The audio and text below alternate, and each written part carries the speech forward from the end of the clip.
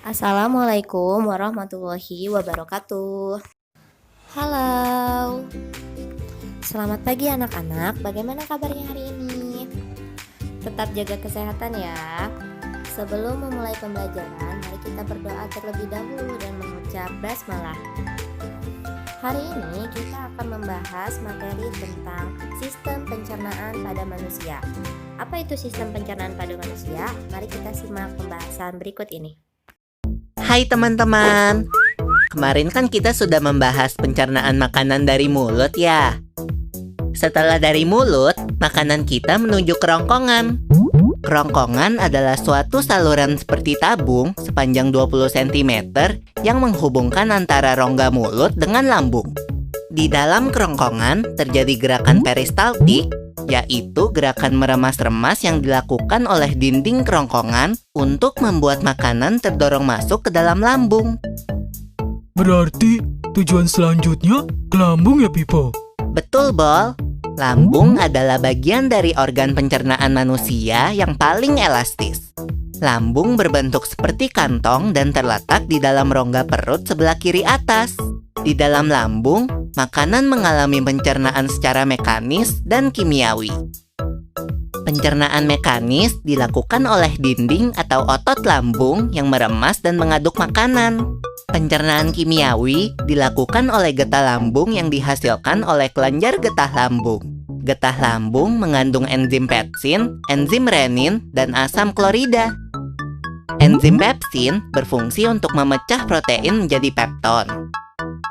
Enzim renin berfungsi untuk mengendapkan protein susu menjadi kasein. Asam klorida atau HCl berfungsi untuk mengasamkan makanan dan membunuh kuman yang masuk bersama makanan. Nah, habis ini makanan kita pergi ke toilet ya? Hihihi. Ah, kamu ini belum, Bol. Selanjutnya, makanan dicerna di usus halus dulu. Usus halus merupakan usus terpanjang dalam saluran pencernaan, karena panjangnya mencapai 6 hingga 7 meter. Di dalam usus halus terdapat cairan khusus yang membantu penyempurnaan pencernaan makanan. Oh iya, usus halus terdiri dari 3 bagian, yaitu usus 12 jari, usus kosong, dan usus penyerapan. Apa aja ya fungsinya? Usus 12 jari atau disebut juga duodenum memiliki panjang kira-kira 25 cm. Usus 12 jari mencerna makanan dengan bantuan getah pankreas dan getah empedu. Getah pankreas dihasilkan oleh kelenjar pankreas.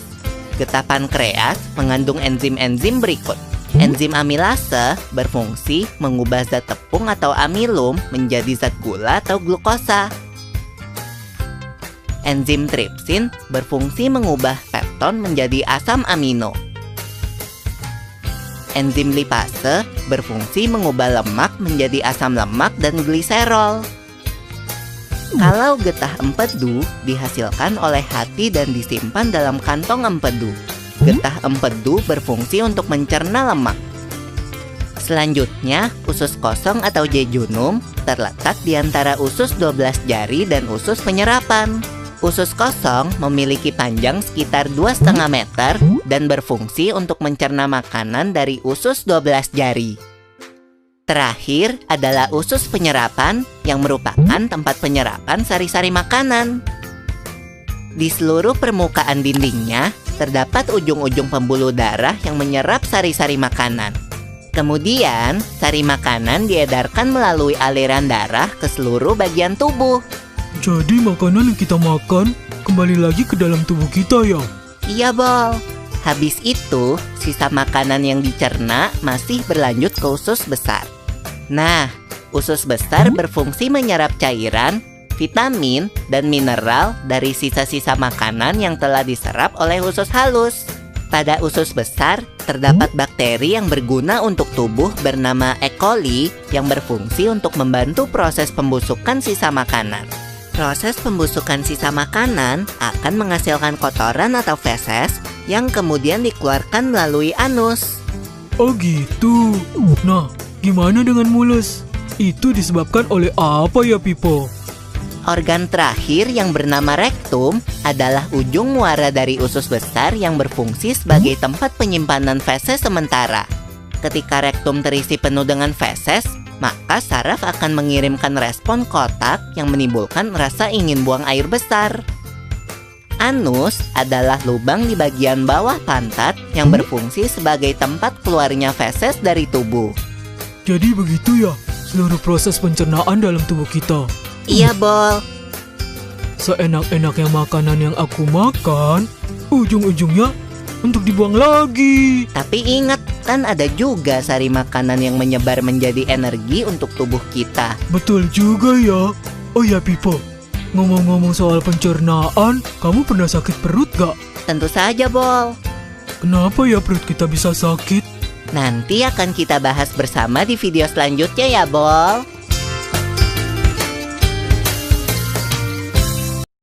Materi selanjutnya kita akan membahas tentang iklan. Apa itu iklan? Iklan adalah suatu cara yang digunakan untuk mempromosikan suatu barang atau jasa. Iklan ini biasanya ada di media cetak seperti koran dan majalah, dan juga ada yang ditayangkan melalui televisi dan radio. Oke, kita lanjut ke pembahasan berikutnya, yaitu tentang fungsi iklan. Fungsi iklan yaitu pertama, memberikan informasi, yang kedua, membujuk, yang ketiga, mengingatkan, dan yang keempat, memberikan nilai tambah. Pembahasan selanjutnya yaitu tentang tujuan iklan. Tujuan iklan yang pertama yaitu memberikan informasi kepada halayak mengenai suatu produk barang atau jasa, merek perusahaan, ataupun suatu ide. Tujuan iklan yang kedua yaitu mempengaruhi orang lain yang merupakan target market untuk menggunakan dan membeli produk atau jasa yang ditawarkan kepada mereka. Tujuan iklan yang ketiga yaitu sebagai upaya untuk menimbulkan citra yang baik atau menimbulkan rasa suka si penerima pesan iklan terhadap produk yang diiklankan. Tujuan iklan yang keempat yaitu meyakinkan masyarakat tentang kebenaran suatu produk, dan tujuan iklan yang kelima yaitu membuat atau mempermudah konsumen mengetahui spesifikasi suatu produk, baik itu harga, fungsi, dan manfaat. Pada umumnya, iklan mempunyai ciri-ciri sebagai berikut. Pertama, menggunakan pilihan kata yang menarik, logis, tepat, dan sopan. Kedua, menggunakan pilihan kata yang mempunyai sugesti bagi halayak. Ketiga, pilihan kata yang digunakan menonjolkan informasi utama yang dipentingkan. Dan keempat, menggunakan pilihan kata yang digunakan menunjukkan sasaran. Syarat-syarat iklan. Pertama, iklan harus bersifat objektif dan jujur. Kedua, jelas dan mudah dipahami. Ketiga, menarik perhatian banyak orang. Dan yang keempat, tidak mengandung sara dan menyinggung pihak lain. Cukup sekian pembahasan materi hari ini. Tugas yang harus kalian kerjakan adalah halaman 13, ayo menulis, halaman 17, halaman 18,